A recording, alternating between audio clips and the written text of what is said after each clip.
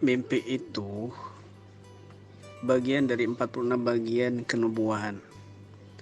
Jadi orang yang menafsirkan atau menerjemahkan mimpi, dia harus satu, memahami isi kandungan Al-Quran, menguasai hadis Nabi, memahami benar bahasa Arab, terutama peribahasa Arab, ya. Kemudian memahami ilmu asal-usul kata, mengerti kondisi orang yang bermimpi, ciri khusus dan potensi yang ada padanya, hafal dengan pokok-pokok mimpi yang akan saya sebutkan nanti, kemudian menjaga harga diri, bersih akhlaknya, dan jujur ucapannya. Karena mimpi itu kadang bisa ditakwilkan berdasarkan perbedaan zaman dan waktu. Kadang juga bisa ditakwilkan berdasarkan Al-Quran, hadis. Juga bisa ditakwilkan dengan perumpamaan yang berlaku dalam bahasa Arab. Juga kadang dengan nas atau dohir, lafaz nama atau makna kandungan, atau dengan kebalikannya, atau juga dengan asal-usul kata. Dan kadang ada penambahan atau pengurangan. Saya akan buat contohnya masing-masing. Contoh yang pertama, ya, takwil mimpi berdasarkan Al-Quran. Misalnya ada seseorang yang bermimpi melihat telur. Nah, kita langsung lihat pokok-pokok mimpi yang 9 tadi ini, ya. Kalau di Al-Quran dulu ada, maka kita tafsirkan dengan Al-Quran. Contoh misalnya mimpi melihat telur. Ternyata dalam Al-Quran itu ada telur, yaitu ka'annahunna baydun maknun. Ka'annahunna baydun maknun. Seakan-akan mereka ini adalah telur burung unta yang tersimpan dengan baik. Nah, ini menceritakan tentang bidadari, perempuan. Artinya mimpi melihat telur ini bisa diartikan dengan seorang perempuan. Nah, itu. Atau mimpi melihat batu. Bagaimana dalam Al-Quran? Adakah batu dalam Al-Quran? Ternyata ada. Summa qasat qulubukum min ba'di dzalika fahiya kal hijarati aw asyaddu qaswah. Yang artinya itu kemudian hati kalian menjadi beku setelah itu seperti batu atau bahkan lebih keras dari batu. Al-Baqarah ayat 74. Artinya apa? Orang yang mimpi melihat batu bisa diartikan gambaran daripada keras hatinya. Nah, ini mimpi yang berdasarkan Al-Quran. Contohnya lagi, mimpi yang berdasarkan masih Al-Quran. Contoh, ya, dia mimpi makan daging mentah atau bangkai. Nah, ini bisa diartikan bahwa dia ini gambaran suka menggunjing gitu. Kalau dia melihat dirinya makan daging mentah atau orang lain makan daging mentah, ya. Kenapa? Karena ada Al-Quran mengatakan ayuhibbu ahadukum ayyakul lahma ahi maitan fakarihtumu. Maukah salah seorang kamu menyantap daging bangkai saudaramu sendiri? Tentu saja kalian tidak suka menyantapnya. Al-Hujurat 12. Atau juga dia mimpi melihat kunci. Nah, ini bisa diartikan harta kekayaan. Kenapa? Karena ada Al-Quran mengatakan wa atainahu minal kunuzi ma inna mafatihahu latanu bil usbati ulil quwwati. Demi kami telah menganugerahkan kepadanya karun perbendaharaan harta yang kunci-kuncinya sungguh berat dipikul oleh sejumlah orang-orang yang kuat. Al-Qasas 76. Itu juga bisa dimaknai bahwa hartanya kan bertambah begitu. Kemudian juga dia bermimpi misalnya menaiki perahu atau melihat perahu, bisa diartikan ini keselamatan. Kenapa? Karena ada dalam Al-Quran fa'anjainahu wa ashabas safinati. Maka kami selamatkan Nuh dan penumpang-penumpang perahu itu atau bahtera itu. Ya, dan masih panjang lagi. Yang kedua, pokok mimpi yang kedua yaitu mimpi yang bisa ditakwilkan berdasarkan hadis. Ya, berdasarkan hadis. Contoh misalnya dia mimpi melihat tikus, ya. Melihat tikus ini bisa diartikan ditakwil dengan perempuan yang fasik. Karena ada hadis Nabi al-fa'ratu fasiqatun. Tikus adalah fasikoh. Fa'rah fasikoh, ya, binatang yang buruk atau perempuan yang buruk. Atau mimpi melihat tulang rusuk. Nah, ini bisa diartikan dengan perempuan karena Nabi SAW bersabda al-mar'atu khuliqat min dil'in a'waj. Wanita tercipta dari tulang rusuk yang bengkok. Nah, ini contoh dalam takwil berdasarkan hadis. Pokok yang ketiga yaitu mimpi berdasarkan, bisa ditakwil berdasarkan amsal Arabi atau peribahasa Arab. Contoh misalnya dia bermimpi mencuci tangannya dengan sabun. Ini dalam bahasa Arab itu ada peribahasa Arab, ghasaltu yadi bil asnani angka. Ghasaltu yadi bil asnani angka itu artinya aku mencuci tanganku dengan sabun darimu. Ini kias, majas, yang artinya itu dia berputus asa dari sesuatu. Berputus asa dari sesuatu. Artinya berputus asa dari kebaikanmu. Begitu. Atau dia melihat domba jantan, domba jantan. Maka ini bisa diartikan juga pemimpin yang kuat di kaumnya, karena ada peribahasa Arab, huwa kabsu qaumihi, dia adalah domba jantan kaumnya, artinya seorang pemimpin yang kuat, ya.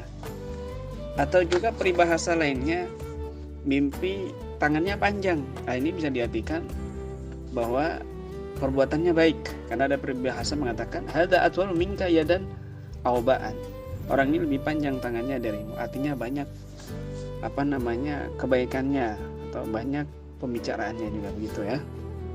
Atau pokok yang keempat bisa diartikan mimpinya berdasarkan makna bohir lafaz namanya.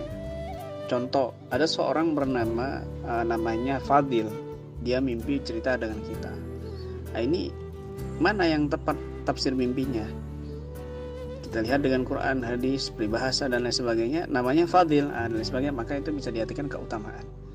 Atau namanya Roshid misalnya, ya, maka bisa diartikan mimpinya dengan kecerdasan. Atau namanya Salim misalnya, maka bisa diartikan dengan keselamatan dan semisalnya. Kemudian pokok yang kelima bisa diartikan juga dengan kandungan namanya, makna batin namanya. Contoh misalnya namanya itu Mawar. Ini mawar kalau dalam kandungan maknanya itu adalah keindahan sementara. Artinya ketika mawar ini bermimpi, makna mimpinya itu adalah kesenangan yang sementara.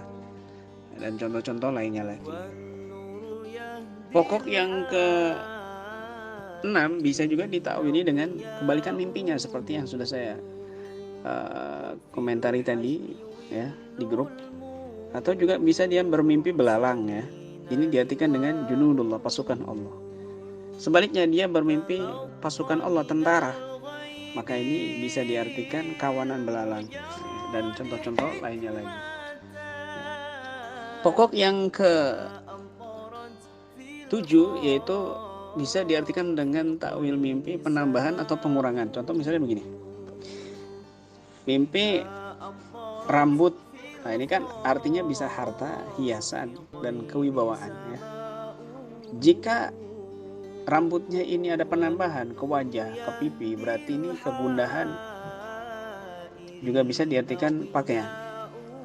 Kalau nempelnya ini banyak, ya, gembel misalnya di kepala, ini bisa diartikan gosip buruk yang tidak dapat dia menghindarinya. Atau dia bermimpi memiliki bulu dan 2 sayap, berarti akan memiliki harta dan perabotan. Atau dia mimpi terbang dengan menggunakan sayap, itu berarti dia akan berpergian, ya. Kalau dia mimpi tangannya terpotong tapi tangannya masih bersama dia, berarti dia mendapat faedah dari saudara atau anaknya. Kalau tangannya terpotong dan terlepas dari dia, berarti musibah yang menimpa pada saudara atau anaknya. Ini namanya takwil dengan penambahan dan pengurangan. Nanti kita contohkan contoh-contoh kisah-kisahnya. Pokok yang ke-8 itu mimpi berdasarkan kondisi atau ciri khas orang yang bermimpi. Jadi mimpi ini bisa ditakwilkan, bisa ditafsirkan tergantung orang yang kita lihat. Kalau dia ada ciri-ciri orang soleh, maka mimpinya bisa baik. Kalau dia orang-orang fasik, maka bisa diartikan fasik. Contoh misalnya, ada seorang datang ke Syekh Muhammad bin Sirin. Lalu dia berkata, "Wahai Syekh, aku mimpi mengumandangkan adzan." Maka Syekh Muhammad bin Sirin ini seorang pakar tafsir mimpi awal-awal, dia menjawab, "Kedua tanganmu akan dipotong." Nggak lama ketika itu ada juga orang datang kepadanya dia dan berkata, wahai Syekh, aku bermimpi juga bermimpi adzan. Maka beliau menjawab, engkau akan melaksanakan haji. Dan orang-orang yang ada di situ yang menyaksikan itu semuanya heran dan bertanya kepada sang Syekh, apa perbedaan keduanya padahal mimpi kedua orang itu sama?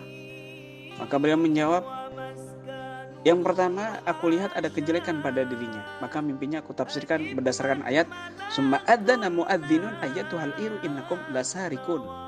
Kemudian berteriaklah seseorang yang menyerukan, hai kafilah, sesungguhnya kamu adalah orang-orang yang mencuri. Summa adzana muadzinun. Nah, ini kan bisa diartikan kemudian adzanlah seorang adzan. Nah, ini juga bercerita tentang kafilah yang mencuri, yaitu tentang Nabi Yusuf. Kemudian melihat pada mimpi orang yang kedua tadi ada tanda kebaikan, maka bisa ditafsirkan dengan ayat yang lain yang sama kosakatanya, lafadz adzan juga, yaitu wa'adzin, dan adzanlah finnas, kepada manusia bil haji, untuk mengerjakan haji, dan umumkanlah kepada manusia untuk mengerjakan haji. Maka terjadilah persis seperti yang ditafsirkan Syekh Muhammad bin Sirin, yang satunya di penjara, yang satunya melaksanakan haji. Kemudian pokok yang ke-9 yaitu takwil berdasarkan perbedaan waktu. Jadi ini juga perlu diperhatikan juga, mimpinya jam berapa, saat apa. Kan ada waktu-waktu yang memang mimpi itu bisa sodiko, bisa jujur benar kenyataannya, bisa juga perbuatan setan atau jin, apalagi orang yang sedang disihir ya. Perbedaan waktu, contoh misalnya dia bermimpi mengendarai gajah. Ini kalau mimpinya di malam hari, ini artinya dia akan mendapatkan sesuatu yang besar dan manfaat yang sempurna. Kalau mimpinya di siang hari, ini pertanda dia akan menceraikan istrinya. Nah, ini adalah perbedaan-perbedaan waktu. Nah, 9 pokok ini perlu kita pahami, dan nanti ada rumusan lainnya yang juga akan bisa melengkapi semua makna tadi itu dengan mudah. Bahkan kalau ada orang ngomong, saya mimpi ini, kita bisa tahu, oh di dalam mimpi kamu ada kamu nggak nyebutkan itu ya, ada kurangnya, di dalam mimpi kamu kentut. Loh, kok kamu bisa tahu? Nah, ini ada rumusan-rumusannya. Jadi sebenarnya bagi yang menguasai tafsir mimpi, takbir mimpi, kita bisa membedakan orang ini betul bermimpi atau bukan, atau cuma sekedar karangan. Nah, ini tidak asing dan tidak bingung bagi orang yang sudah menguasai tafsir mimpi. Dan ilmu mimpi ini juga bisa berkaitan dengan masalah sukma ya, masalah sukma. Dan juga mimpi ini juga kan juga bagian daripada cara mendeteksi orang ini ada gangguan medis ataukah non medis. Kan salah satunya ada 4 gejala. Dengan mengetahui 4 gejala orang ini terindikasi gangguan non medis. Salah satu yang keempat, gejala yang keempat adalah mimpi mus'ijah ya, al-ahlam mus'ijah, mimpi buruk. Ini juga bab tafsir mimpi yang harus kita pahami. Karena mimpi ini juga berkaitan dengan sukma. Karena sukma itu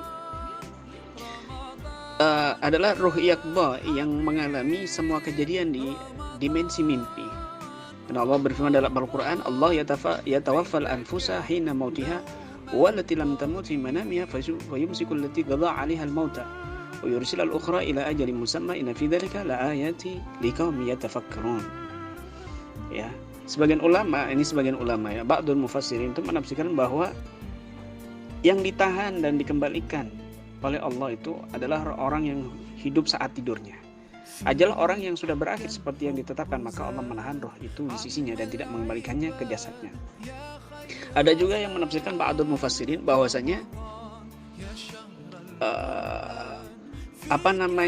yang bahwa orang ini bisa bertemu dengan roh orang yang sudah meninggal dalam mimpinya. Orang yang masih hidup ya, ruh yaqdhanya itu bisa kembali kepada jasadnya, tetapi orang ruh yang sudah meninggal yang dijumpai dalam mimpi orang yang masih hidup itu kembali lagi ke alam barzah. Makanya di sini muncul teknik cara bertemu dengan orang yang sudah meninggal di dalam mimpi kita. Nah, dulu pernah kita terapkan dan kita lakukan teknik oleh praktisi-praktisi senior di Jakarta. Dan subhanallah berhasil bisa berjumpa dengan roh orang yang sudah meninggal. Ini ada di dalam kitab-kitab dan bahkan di semua kitab tafsir.